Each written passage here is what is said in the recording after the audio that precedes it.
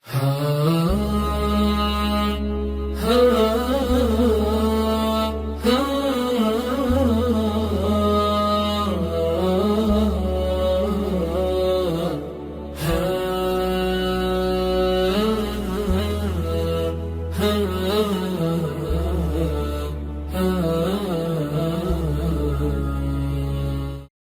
الله الرحمن الرحيم.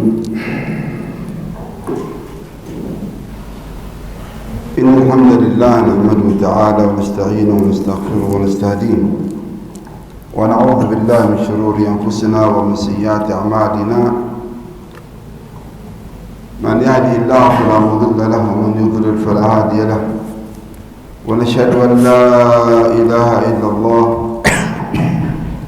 وحده لا شريك له، ونشهد أن محمدًا عبده ورسوله صلى الله عليه وعلى آله وصحبه وسلم أجمعين. رب يسر وأعني يا أرحم الراحمين. سبحانك لا علم لنا إلا ما علمتنا إنك أنت العليم الحكيم. السلام عليكم ورحمة الله تعالى وبركاته. وعليكم السلام ورحمة الله وبركاته. نبدأ معكم أيها الإخوة وأيها الأكارم الأفاضل في درس اليوم، وسنأخذ إن شاء الله تعالى في هذا الدرس في بيان ما جاء في نواقض ونواقص تزكية النفس ومدار الانحراف فيها. Bismillah, alhamdulillah, wassalatu wassalamu ala rasulillah wa ala alihi wa sahbihi wa mawalah wa ba'du. Setelah Syekh Hafizahullah Ta'ala berdoa memulai kajian kita pada kesempatan kali ini, beliau mengatakan bahwa pada pertemuan ini insyaallah kita akan menjelaskan mengenai nawaqid, pembatal tazkiyatun nafs wa madarul inhiraf fiha, dan hal-hal yang menyimpangkannya atau menggagalkannya. tazkiyatun nafs أيها الإخوة مثلها مثل غيرها من الأعمال الصالحة. فالأعمال الصالحة لها نواقض ولها نواقص،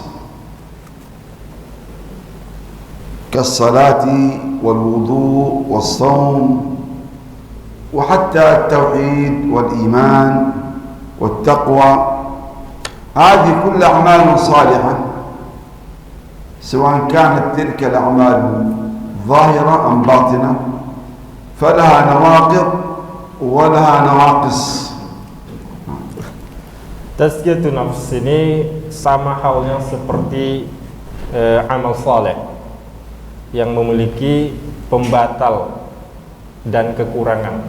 Jadi yang hal-hal yang bisa mengurangi amal saleh tersebut. Dan demikian juga sama halnya dengan tauhid yang memiliki pembatal dan memiliki hal-hal yang bisa mengurangi nilai-nilai tauhid tersebut. هنا قال باب ما جاء في نواقض ونواقص. سؤال: ما الفرق بين النواقض والنواقص؟ النواقض جمع ناقض، مفردها ناقض، والمقصود بها ما يبطل التزكية ويفسدها، فلا تصلح معه التزكية،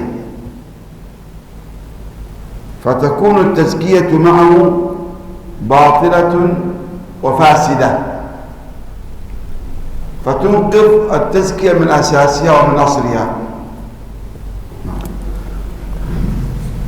Apa perbedaan antara nawaqid, pembatal, dengan nawaqis, yang hal-hal yang mengurangi? Adapun nawaqid ini adalah jamak dari naqid. yaitu bahasa Arabnya adalah naqid, pembatal. Yaitu maknanya adalah segala sesuatu yang membatalkan tazkiyah tersebut, yang membuat tazkiyatun nafs itu batal, artinya tidak sah. هذه النواقض إذا تبطل التزكية وتفسدها من أصلها. أما النواقص جمع ناقص، والنواقص هي التي تنقص كمال التزكية، تنقص كمال وتمام التزكية، فلا تبطلها ولا تنقضها، ولكن تنقصها عن الكمال والتمام.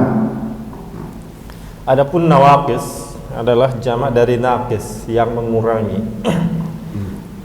Yang dimaksud yang mengurangi di sini adalah mengurangi dari kesempurnaan tazkiyah tersebut. Artinya tazkiyahnya tidak akan sempurna kalau dia melakukan hal-hal yang bisa mengurangi tazkiyah. Namun meskipun ini mengurangi, namun dia tidak membatalkan secara keseluruhan tazkiyah. إذن هناك فرق بين النواقض والنواقص. النواقض تنقض التزكية وتبطلها. النواقص التزكية تكون موجودة في القلب ولكن ناقصة عن الكمال والتمام. مثلا لو قلنا كمثال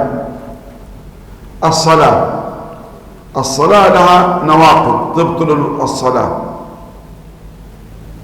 الصلاة تماما، مثل الكلام في الصلاة، الأكل والشرب في الصلاة، انتقاض الوضوء وزوال الطهارة، هذه تنقض الصلاة تماما فلا تنفع معها الصلاة، فمن صلى فصلاته باطلة.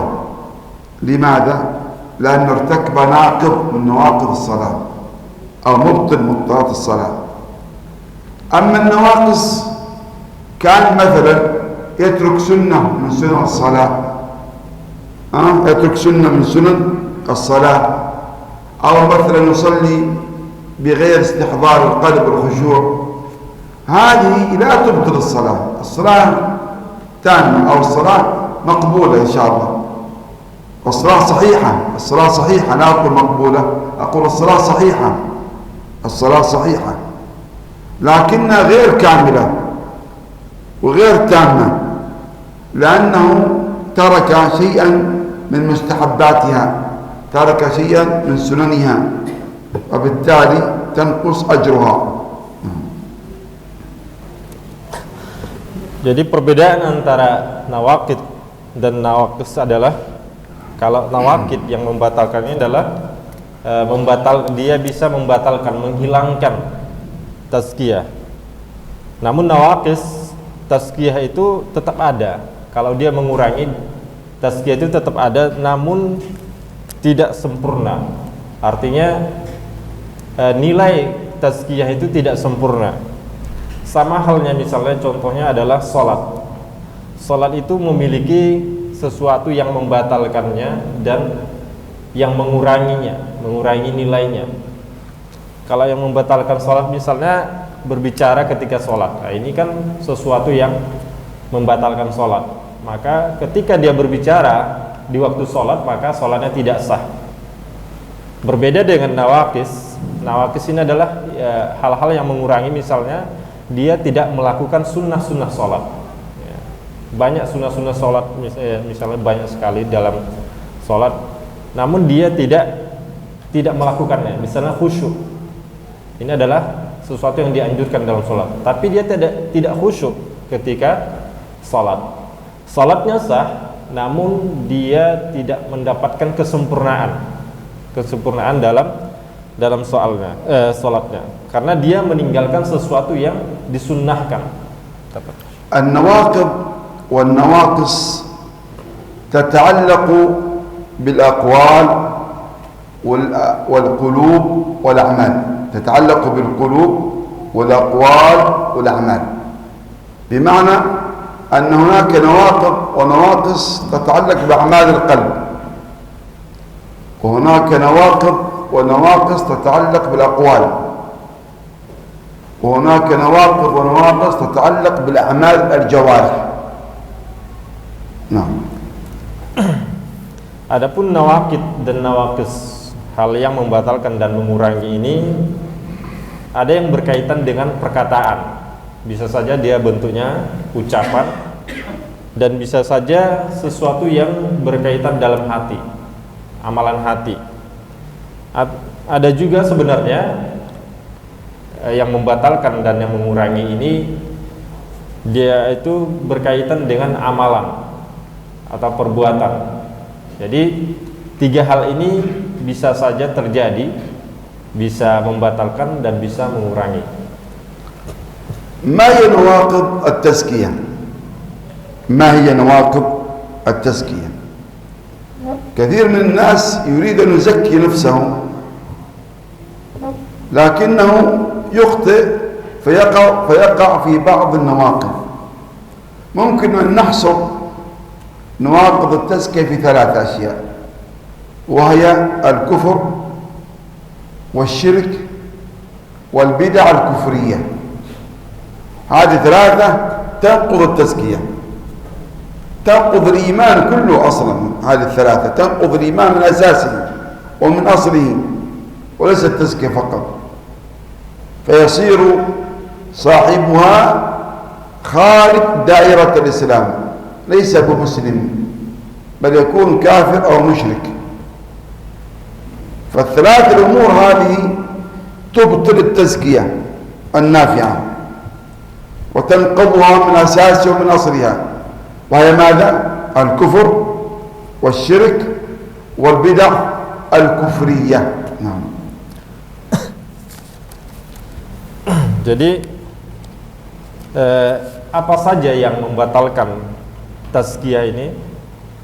Jadi banyak orang yang ingin membersihkan jiwanya, mensucikan jiwanya dari segala kotoran hati, namun dia terjebak, terjerumus ke dalam sesuatu yang membatalkan tazkiyah tersebut.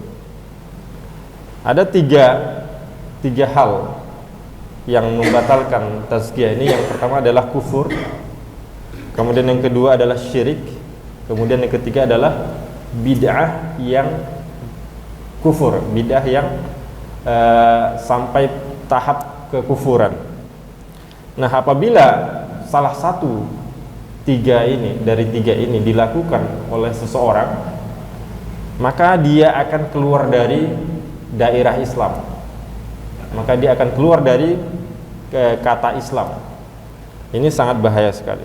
Jadi tiga ini adalah kekufuran, kesyirikan, bid'ah kufriyah. Ini juga tiga hal ini bisa membatalkan. Tiga hal ini yang membatalkan tazkiyah.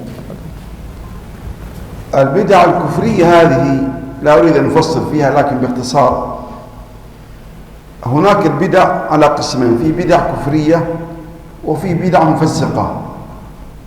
البدع الكفرية التي يعني يلزم منها كفر صاحبها إذا فعلها واعتقدها، وهذه البدع الكفرية إن شاء الله غير موجودة عندنا، كبدعة مثلا يعني الجهمية، وبدعة الحلول والاتحاد، وبدعة التشبه والتشبيه وتجسيم الله عز وجل، وأيضا بدعة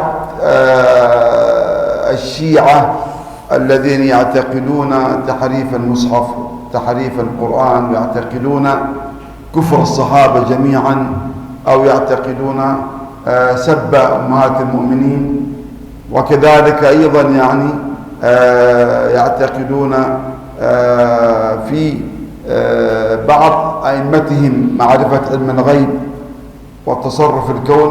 هذه بدع كفرية يسمونها العلماء، بدع كفرية تخرج من الملة. Jadi adapun bid'ah ini sebenarnya terbagi dua.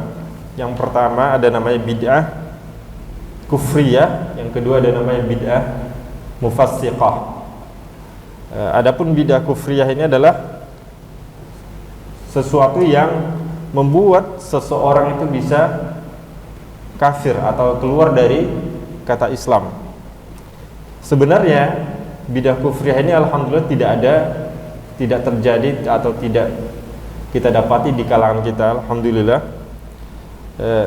Seperti bidah Jahmiyah, bidahnya kelompok Jahmiyah, bidah orang-orang yang ilhad, orang yang ateis, bidah orang-orang Syiah, bidah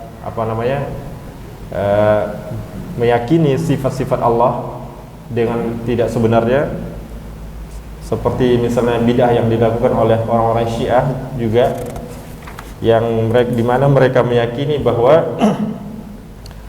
para sahabat itu murtad atau kafir, kemudian dimana juga mereka mencela ummahatul mukminin, istri-istri Nabi Sallallahu Alaihi Wasallam. Kemudian mereka juga meyakini bahwa para imam-imam mereka itu mengetahui hal-hal yang gaib.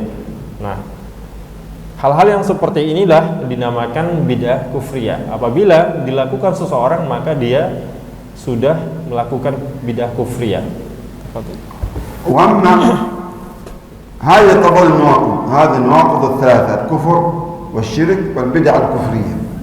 أما النواقص ما هي نواقص التزكية؟ وهذه النواقص التزكية أيضا ممكن أن يقال عنها أيضا نواقص الإيمان، أيضا تنقص الإيمان، مثل تلك النواقض تنقض التزكية وتنقض الإيمان، كذلك هذه النواقص أيضا تنقص الإيمان والتزكية. ما هي هذه النواقص؟ النواقص هي الذنوب والمعاصي الظاهرة والباطنة. فالذنوب والمعاصي الظاهرة والباطنة هذه تنقص التزكية الواجبة، لكن لا تنقضها، وإنما تنقصها عن الكمال والتمام. Jadi tiga hal yang kita sebutkan tadi adalah sesuatu yang membatalkan tazkiyah, yaitu kufur, syirik, dan bid'ah kufriyah. Nah, apa saja yang mengurangi? Sudah kita jelaskan apa saja yang membatalkan, dan sekarang pertanyaannya adalah apa saja yang mengurangi tazkiyah. Jadi yang mengurangi tazkiyah ini adalah sama juga yang bisa mengurangi iman. Apa saja yang mengurangi iman, itu juga yang mengurangi tazkiyah. Apa itu? Yaitu dosa-dosa atau maksiat-maksiat yang secara zahir maupun secara batin dilakukan seseorang. Nah, apabila dosa-dosa dan maksiat ini dilakukan, maka itu akan mengurangi tazkiyah dan imannya sekaligus. Dia mengurangi namun tidak membatalkan iman dan tazkiyahnya. وهذه الذنوب المعاصي أيها الإخوة، الذنوب المعاصي التي تنقص كمال التزكية تتعلق بالأقوال والأعمال والقلوب. فهناك في ذنوب المعاصي قلبية، في ذنوب معاصي قلبية كالحسد، البغض، الحقد، النفاق. طبعا النفاق ليس يعني الأكبر، الأصغر، وأيضا يعني البغض، هذه أعمال قلبية، أعمال قلب، لكن ذنوب معاصي.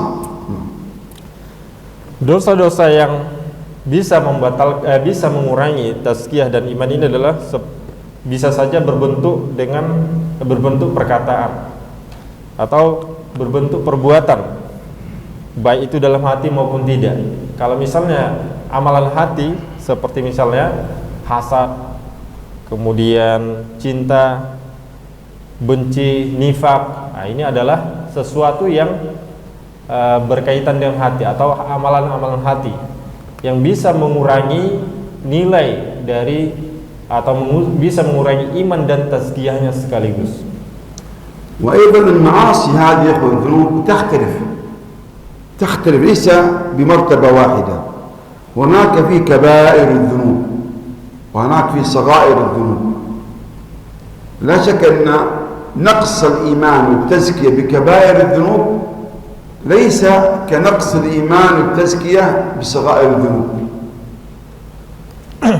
Jadi maksiat ini sebenarnya ada tingkatan-tingkatannya.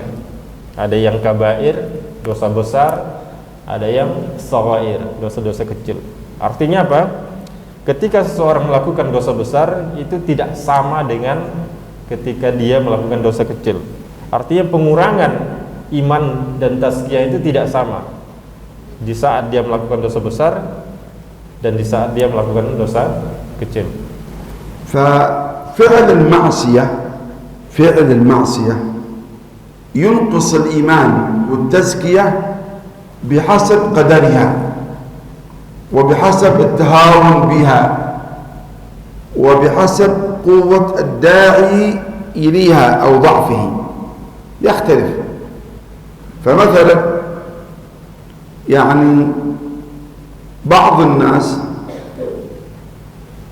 إذا قتل نفسا محرمة، هذا أعظم في نقص الإيمان والتزكية ممن يأخذ مال يعني أو يسرق سرقة مثلا. فقتل النفس كبيرة من كبائر الذنوب، وأيضا السرقة كبيرة من كبائر الذنوب، لكن في الضرر وفي الإثم لا شك أن قتل النفس أعظم وأكبر عند الله من سرقة المال. وأيضا من يعصي الله بمعصية واحدة يختلف عن من يعصي الله بأكثر من معصية. فالمعاصي تختلف في المعاصي بحسب قدرها، بحسب جنسها، بحسب الداعي إليها، فتختلف في التأثير على الإيمان والتزكية. Maksiat ini bisa mengurangi keimanan dan tazkiyah seseorang tergantung dengan kadarnya dan hal-hal yang mendorongnya untuk melakukan itu. Misalnya sebagian orang apabila dia membunuh orang lain, ini adalah dosa yang sangat besar. Jadi lebih besar daripada ketika dia mengambil harta orang. Meskipun ini sama-sama dosa, tapi tingkatannya berbeda. Nah, dosanya berbeda. Jadi dosa pembunuh itu lebih besar daripada dosa orang yang mengambil harta orang atau mencuri misalnya. Nah, demikian juga misalnya ada seseorang melakukan satu maksiat, itu beda dengan orang yang berkali-kali melakukan maksiat. Artinya kekurangan iman dan tazkiyah yang didapatkannya akan berbeda ketika dia sekali melakukan dibanding dengan berkali-kali melakukan maksiat. كذلك أيضا أيها الأخوة فعل المعصية إذا صدرت من قلب متهاون بمن عصاه تختلف عن فعل المعصية من فعل إنسان يعظم الله عز وجل. بمعنى بعض الناس يعصي الله سبحانه وتعالى وهو لا يحمل في صدره في قلبه خشية الله والخوف من الله من عقابه وعذابه، فتجده متساهلا متهاونا لا يعظم الله حق التعظيم ولا يقدر الله حق التقدير. هذا أعظم في نقص المعصية، في نقص الإيمان وفي نقص التزكية ممن شخص آخر يعصي الله لكنه خائف من الله عز وجل، في عنده خشوع من الله، في عنده تعظيم لله، لكن فرط ففعل معصية، فيعمل يختلف، لأن هذه المعصية صدرت من قلبي خاشع خائف من الله، وأما ذاك صدرت من المعصية من قلب لاهٍ مستهين متهاون لا يعظم الله عز وجل، فلذاك هنا أعظم من ذاك. Perlu juga kita perhatikan bahwa maksiat apabila dilakukan dari seseorang di mana hatinya adalah hati yang menyepelekan, artinya tidak takut sama sekali kepada Allah Subhanahu wa taala. Apabila orang ini bermaksiat, ini dampaknya dalam mengurangi iman dan tazkiyah ini beda dengan orang yang melakukan maksiat tapi masih ada rasa takut di dalam hatinya. Nah, ini juga ada perbedaannya. Jadi tidak sama. Meskipun mereka sama-sama bermaksiat, tapi yang satu hatinya tidak takut sama sekali, bahkan menyepelekan dosa tersebut. Namun satu lagi masih ada rasa takut kepada Allah Subhanahu wa taala. Dia memang bermaksiat, tapi itu karena dia bisa saja dipengaruhi yang lain, karena hatinya lagi lalai, atau misalnya dia lagi imannya turun, dia melakukan maksiat, tapi masih ada rasa takut kepada Allah Subhanahu wa taala. Ini berbeda dampak pengurangan iman dan tazkiyahnya dengan yang pertama tadi. الأدلة على هذا الكلام كله كثير، ولذلك ذكر المؤلف عدة أدلة من القرآن والسنة وأقوال السلف. من مبطلات التزكية كما ذكرت لكم ونواقضها الشرك بالله عز وجل، والدليل على ذلك قوله سبحانه وتعالى: إن الله لا يغفر أن يشرك به، إن الله لا يغفر أن يشرك به ويغفر ما دون ذلك لمن يشاء. ففي هذه الآية بين الله عز وجل أن لا يغفر للمشرك إذا مات على الشرك ولم يتب منه، فإن يوم القيامة لا يغفر الله له ذنبه ولا يغفر الله له شركه، وإنما يكون جزاؤه نار جهنم خالدا فيها.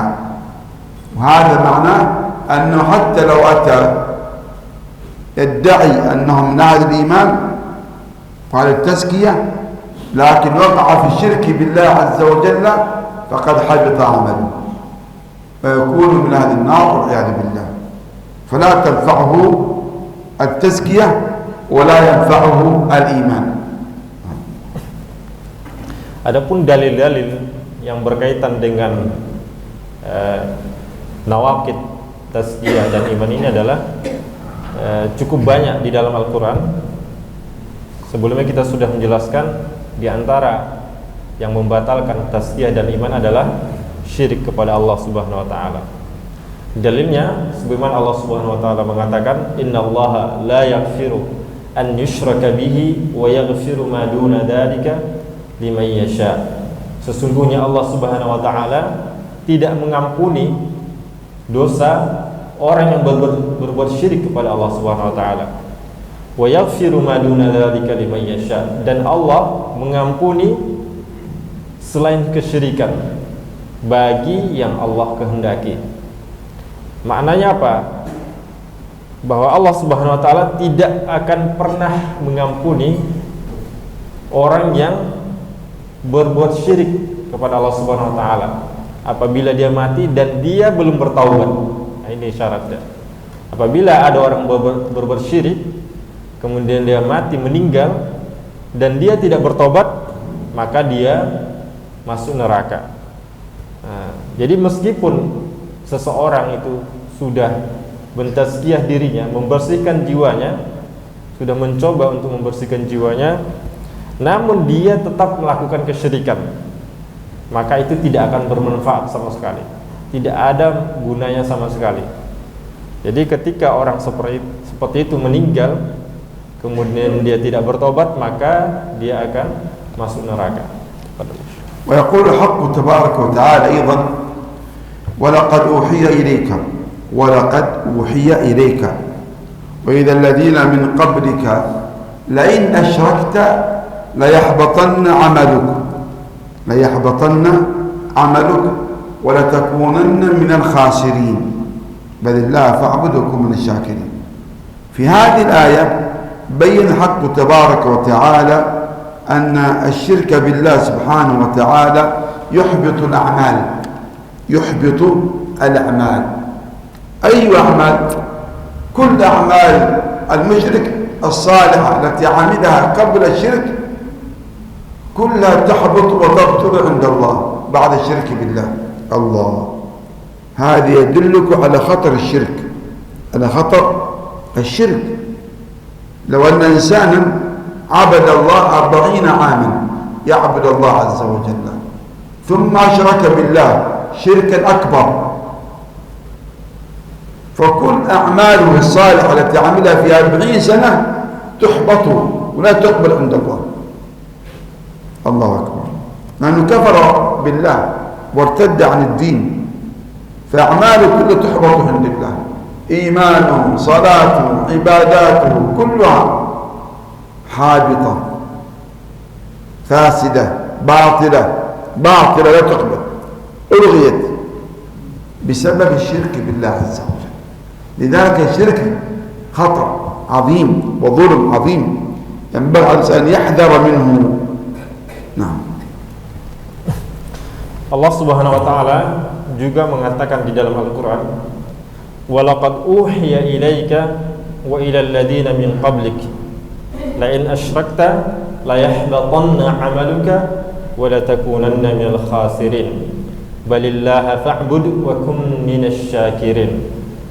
Allah mengatakan, sesungguhnya telah diwahyukan kepadamu wahai Muhammad dan kepada orang-orang sebelum kamu, la in asyrakta, seandainya kamu berbuat syirik, maka la yahbatanna 'amaluka, maka semua amalanmu akan terhapus, akan hilang, wala takunanna minal khasirin, dan engkau termasuk orang-orang yang rugi.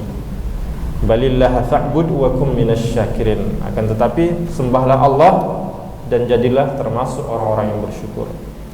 Nah, dalam ayat ini Allah Subhanahu wa taala menjelaskan bahwa kesyirikan ini menghapus seluruh amalan dan ibadah seseorang.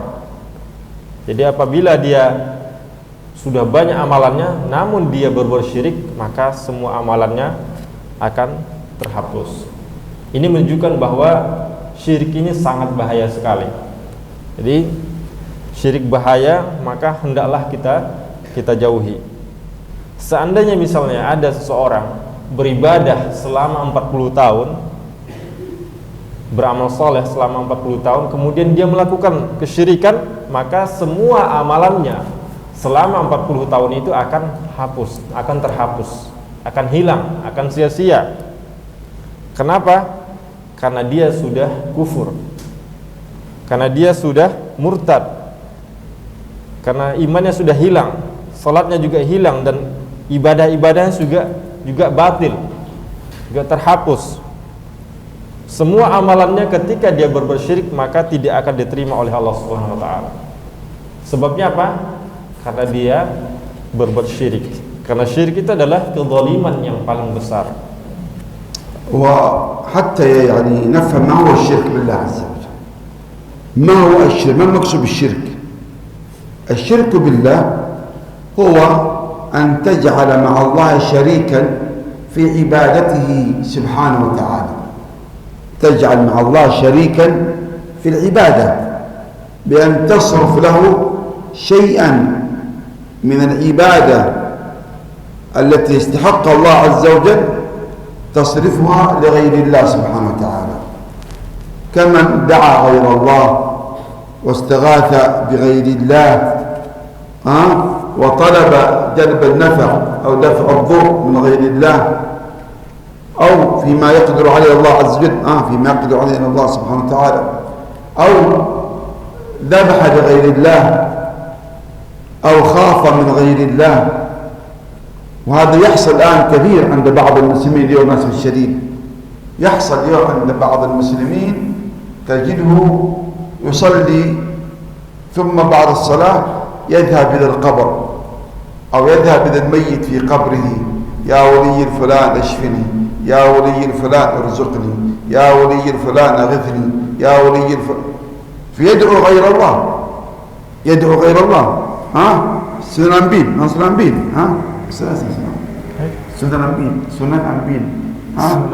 يعني يدعو الولي من دون الله، يستغيث به من دون الله، يرجوه من دون الله، يطلب منه الشفاء من دون الله، ارزقني ولدا، ارزقني مالا، ارزقني.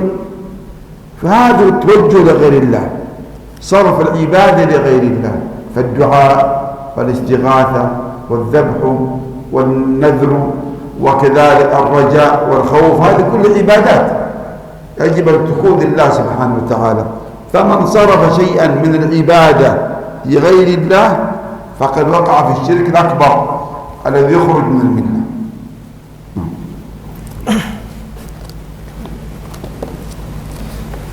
Kemudian ada satu pertanyaan, yaitu apa itu sebenarnya syirik? Syirik adalah menjadikan tandingan dengan Allah Subhanahu wa taala, menjadikan sesuatu sebagai tandingan untuk Allah Subhanahu wa taala dalam beribadah. Misalnya menjadikan hak Allah Subhanahu wa taala itu kepada selain Allah Subhanahu wa taala. Misalnya ada orang berdoa kepada selain Allah Subhanahu wa taala, ini adalah kesyirikan.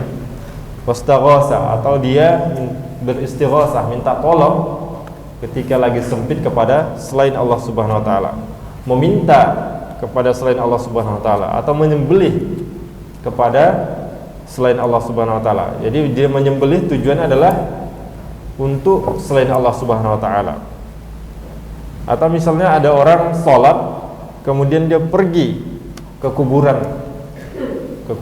seseorang, kemudian dia berdoa di kuburan tersebut. Dia meminta, ya wali fulan, tolonglah aku, dan seterusnya.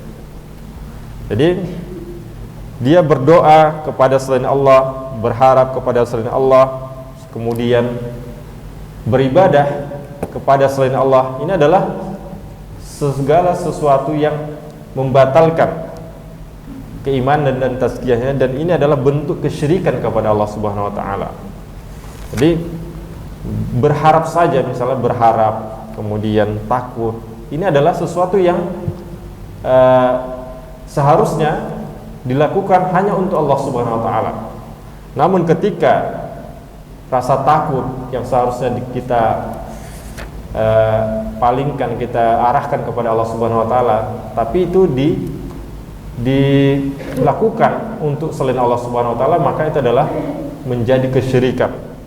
Maka siapa yang melakukan hal-hal yang seperti itu, maka amalannya akan terhapus karena dia sudah melakukan kesyirikan. طبعا هذا الشرك أنواع كثيرة وصور كثيرة تمام موجودة، سواء كان دعاء الأولياء والصالحين أو حتى دعاء الأنبياء، أو دعاء مثل ما يفعل مثلا بعض الشيعة اليوم، يدعون بعض أئمتهم من دون الله عز وجل، أو يعتقدوا فيهم يعلمون الغيب، أو يعتقدوا فيهم أنهم يتصرفون في الكون، كما يعتقد الشيعة أن علي بن أبي طالب يعلم الغيب، أو أن علي بن أبي طالب يعني في مقام الله يتصرف في الكون، تمام، أو يعتقد أن هناك إلها مع الله، أو وليا مع الله، أو إماما مع الله يتصرف في الكون ويدبر شؤون الكون، أو أنه يحيي ويميت من دون الله، أو ينفع ويضر من دون الله. هذه كلها صور ومظاهر وأمثلة ونماذج للشرك بالله عز وجل تنقض الإيمان وتنقض التزكية. Syirik sebenarnya memiliki jenis dan gambaran atau bentuk yang bermacam-macam, banyak sekali jenis dan macam-macamnya bentuknya. Seperti kesyirikan yang dilakukan oleh orang-orang Syiah, di mana mereka berdoa kepada imam-imam mereka, di mana mereka meyakini bahwa imam-imam mereka itu bisa melakukan hal-hal yang menjadi hak Allah Subhanahu wa taala. Atau mereka misalnya meyakini bahwa Ali radhiyallahu anhu adalah mampu mengetahui hal-hal yang gaib, bisa melakukan sesuatu apa yang dilakukan oleh Allah Subhanahu wa taala. Nah, ini adalah kesyirikan terbesar. Atau misalnya Ada orang yang meyakini bahwa ada Tuhan selain Allah Subhanahu wa taala, atau ada wali yang mampu melakukan seperti hal yang dilakukan oleh Tuhan, dilakukan oleh Allah Subhanahu wa taala. Atau misalnya ada orang meyakini bahwa selain Allah Subhanahu wa taala ada yang bisa memberikan manfaat dan bisa ketika Allah misalnya membuat seseorang, menurunkan musibah kepada seseorang, membahayakan seseorang, dia meyakini ada yang lain yang bisa melakukan demikian. Maka inilah yang membatalkan iman dan tazkiyah seseorang tersebut. Apabila dilakukannya, maka keimanan dan tazkiyahnya akan batal secara otomatis. ويقول حق تبارك وتعالى قل هل ننبئكم بالأخسرين أعمالا قل يا محمد يا رسول الله هل ننبئكم هل أخبركم بالأخسرين أعمالا خسروا أعمالا في الآخرة خسروا بمعنى لم يستفيدوا منها شيئا لأنها باطلة وفاسدة فلم ينتفعوا بها عند الله يوم القيامة قل هل ننبئكم بالأخسرين أعمالا من هم يا رب من هم هؤلاء الأخسرون أعمالا قال الذين ضل سعيهم في الحياة الدنيا على ضلال ضل سعيهم وعبادتهم في الحياة الدنيا هم يحسبون أنهم يحسنون صنعا من هم هؤلاء أولئك الذين كفروا بآيات الله آيات ربهم ولقائه فحبطت أعمالهم فلا نقيم لهم يوم القيامة وزنا في هذه الآية بين حق تبارك وتعالى أن الكفر يحبط العمل مثل الشرك بالله عز وجل. Allah Subhanahu wa taala juga berfirman dalam Al-Qur'an, "Qul hal nunabbi'ukum bil akhsarina a'mala." Katakanlah wahai Muhammad, apakah kamu ingin kami sampaikan kepada kalian bahwa ada orang-orang yang merugi, ada orang-orang yang amalannya membuat mereka rugi. Artinya ibadah-ibadah mereka, amalan-amalan mereka itu tidak bermanfaat sama sekali. Amalan-amalan mereka dan ibadah-ibadah mereka itu batil dan tidak diterima oleh Allah Subhanahu wa taala. Siapa mereka? Alladzina dhalla sa'yuhum fil hayatid dunya, yaitu orang-orang yang ibadah-ibadah mereka, amalan-amalan mereka itu hilang ketika mereka di dunia. Wa hum yahsabuna annahum yuhsinuna sun'a, padahal mereka mengira bahwa mereka sudah beramal soleh, bahwa mereka sudah berbuat kebaikan, bahwa mereka sudah beribadah dengan sebaik-baiknya. Nah, merekalah ulaikal ladzina kafaru bi ayati rabbihim wa liqa'ih. Mereka inilah orang-orang yang kafir, orang-orang yang kufur kepada ayat-ayat Tuhan mereka, dan mereka juga kufur kepada perjumpaan atau kepada waktu bertemu dengan Allah Subhanahu wa taala. Fahabitat a'maluhum fala nuqimu lahum yaumal qiyamati wazna. Maka semua amalan-amalan mereka terhapus, hilang sia-sia, dan kami tidak akan menimbang amalan-amalan mereka pada hari kiamat nanti. Wa qala al-haqq tabaraka wa ta'ala wa daru zahir al-ithmi wa batinah wa daru ظاهر الإثم وباطنه إن الذين يكسبون الإثم سيجزون بما كانوا يقترفون. هذه الآية الإخوة يقول فيها وذروا، ما وذروا أي اتركوا دعوا اجتنبوا اتركوا ظاهر الإثم وباطنه. ما هو ظاهر الإثم؟ ظاهر الإثم أي جميع المعاصي. المراد بالإثم هنا جميع المعاصي التي تؤثم العبد أي توقعه في الإثم، توقعه في الإثم والحرج، سواء كان تلك المعاصي متعلقة بحق الله أو متعلقة بحق العباد، فهي من الإثم في الباطن والإثم في الظاهر. Allah Subhanahu wa taala berfirman, "Wadaru zahiral ismi wal batinah." Wadaru zahiral ismi wa batinah. Innal ladzina yaksibuna al-isma sayujzauna bima kanu yaqtarifun. Wadaru artinya adalah tinggalkanlah, jauhilah zahiral ismi, dosa-dosa yang secara zahir. Maksud dosa-dosa secara zahir di sini adalah semua jenis-jenis dosa, semua bentuk-bentuk dosa yang mempengaruhi seseorang hamba. Artinya yang merusak seseorang hamba. Baik itu dosa yang berkaitan dengan hak Allah Subhanahu wa taala maupun dosa-dosa yang berkaitan dengan hak-hak manusia. فهنا يقول فالله سبحانه وتعالى هنا قسم المعاصي إلى قسمين، في معاصي ظاهرة وفي معاصي باطنة، ظاهر الإثم وباطنة، أي اتركوا المعاصي الظاهرة التي يعني متعلقة بالبدن والجوارح، والمعاصي الباطنة القلبية، المعاصي القلبية، فهذا أيضا من المعاصي كالكبر والعجب والرياء ونحو ذلك، هذه معاصي قلبية، هذه معاصي قلبية. والمعاصي البدنية الظاهرة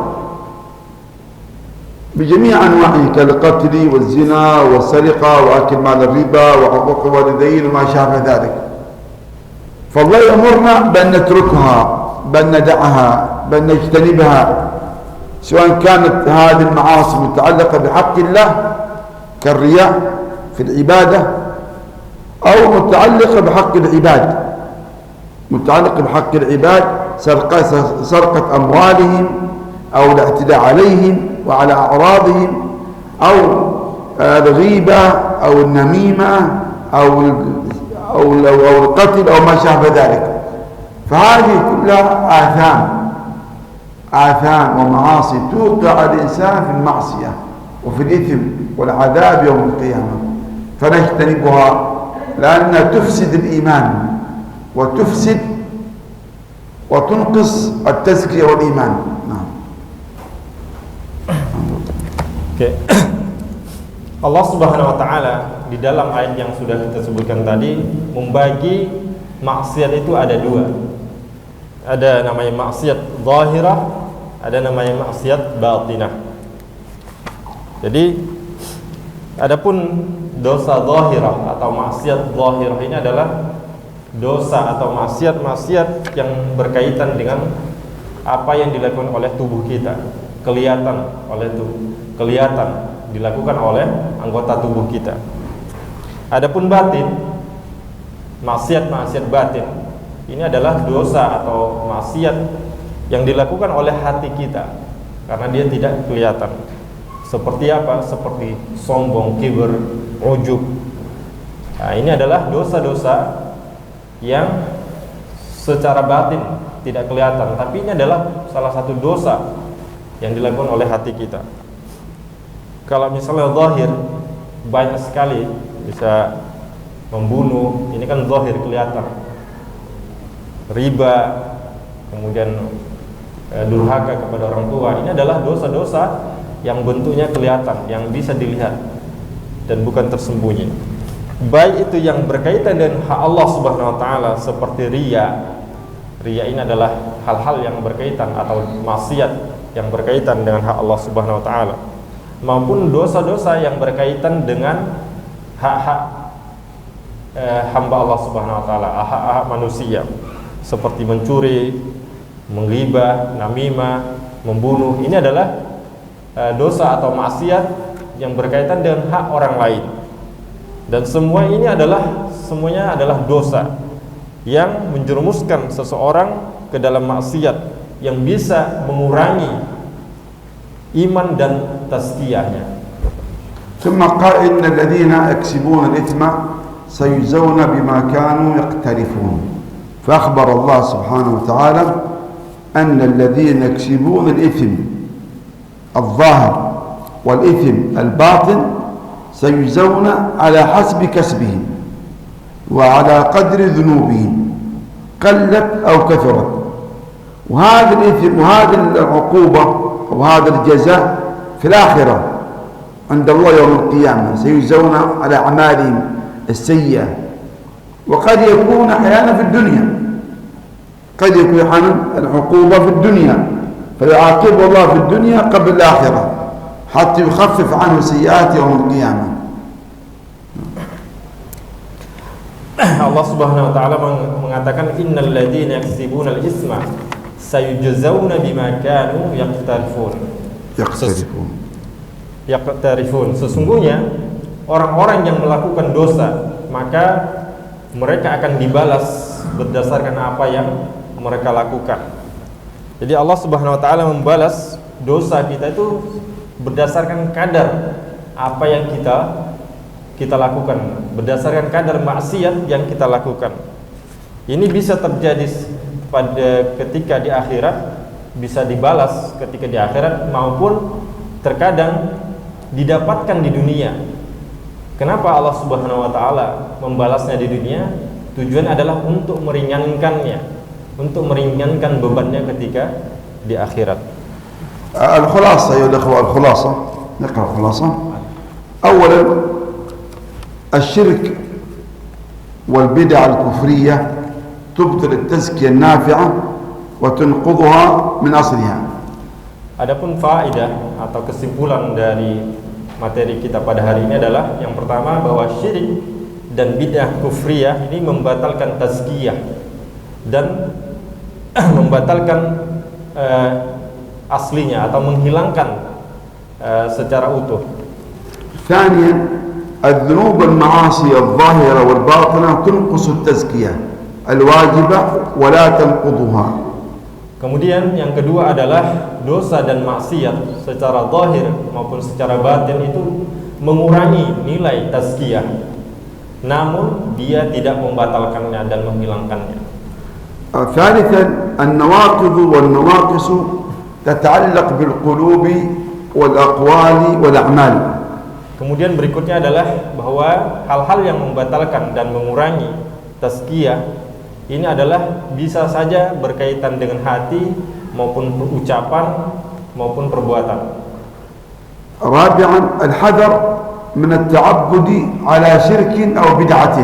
Kemudian sebaiknya kita menghindari beribadah berdasarkan kesyirikan maupun bid'ah. خامسا أثر المعصية على التزكية وأنها تنقصها. Kemudian bahwa dampak dari maksiat itu adalah kepada maksiat itu bisa menguranginya. أيضا العمل الصالح لا يقبل إلا إذا كان خالصا لله تعالى صوابا على السنة. Kemudian bahwa amal saleh itu tidak akan pernah diterima oleh Allah Subhanahu wa taala kecuali ikhlas kepada Allah Subhanahu wa taala. أيضا كل تزكية وأمر مخالف للكتاب والسنة فهو مردود غير مقبول. Kemudian semua jenis tazkiyah yang menyelisihi perintah Allah dan menyelisihi Al-Quran dan Sunnah, maka semua itu akan ditolak. أخيرا عواقب طلب التزكية بدون علم بالشرع. Kemudian dampak atau akibat dari mencari tazkiyah tanpa ilmu yang syar'i, وأنها تنقص أو تبطل. maka itu akan mengurangi atau membatalkannya bahkan. بارك الله فيكم وجزاكم الله خيرا. نكتفي بهذا وقت صلاة الشروق. نسأل الله سبحانه وتعالى أن يعلمنا ما ينفعنا ونفعنا بما علمنا إنه ولي ذلك القادر عليم. اللهم يا حي يا قيوم يا ذا الجلال والإكرام يا رب العالمين. آمين. اللهم آت نفوسنا تقواها وزكها أنت خير من زكاها أنت وليها مولاها. اللهم إنا نسألك الهدى والتقى والعفاف والغنى وحسن الخاتمة. اللهم يا مقلب القلوب ثبت قلوبنا على دينك ويا مصرف القلوب صرف قلوبنا على طاعتك. والحمد لله رب العالمين. Sallallahu ala nabiyina Muhammadin wa ala alihi wa sahbihi ajma'in. Subhanakallahumma wa bihamdik nashhadu an la ilaha illa anta nastaghfiruka wa natubu ilaik. Nastaghfiruka wa natubu ilaik. Nastaghfiruka wa natubu ilaik. Wassalamualaikum warahmatullahi taala wabarakatuh. Sekian saja yang bisa kami sampaikan pada pertemuan ini. Kita ingat kembali bahwa sekarang sudah masuk waktu salat syuruk. Assalamualaikum warahmatullahi wabarakatuh. Arfa TV.